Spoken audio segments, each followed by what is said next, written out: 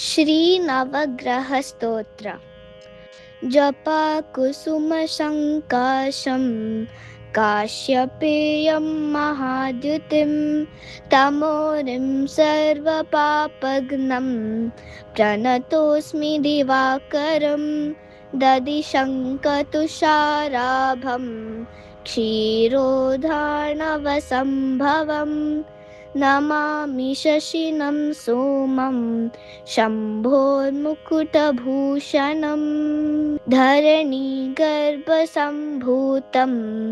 विद्युत्कान्तिसमप्रभं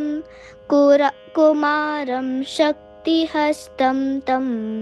मङ्गलं प्रणमाम्यहम् प्रियङ्गुकलिकाश्यामं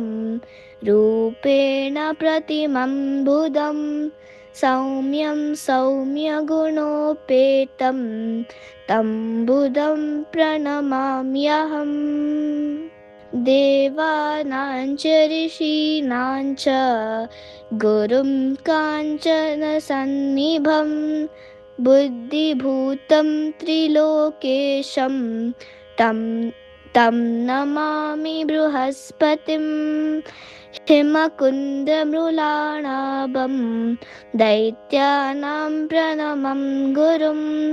सर्वशास्त्रप्रवक्तारं भार्गवं प्रणमाम्यहम् नीलाञ्जनसमाभासं रविपुत्रं यमाग्रजं छायामार्ताण्डसम्भूतं तं नमामि शनैश्चरम्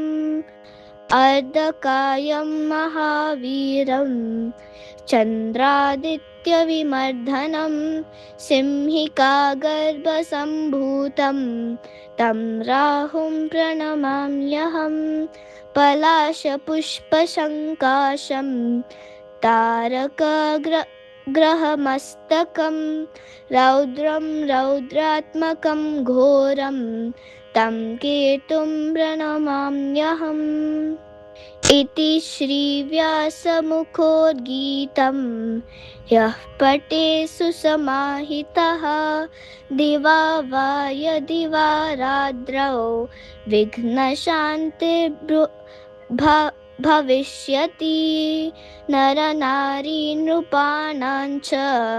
भवेद्धुःस्वप्ननाशनम्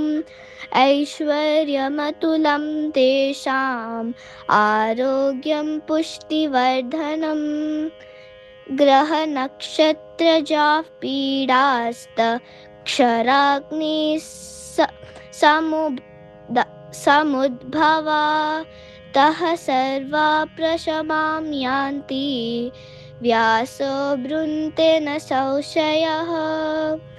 इति श्रीव्यासविरचितम् आदित्यादि नवग्रहस्तोत्रं सम्पूर्णम्।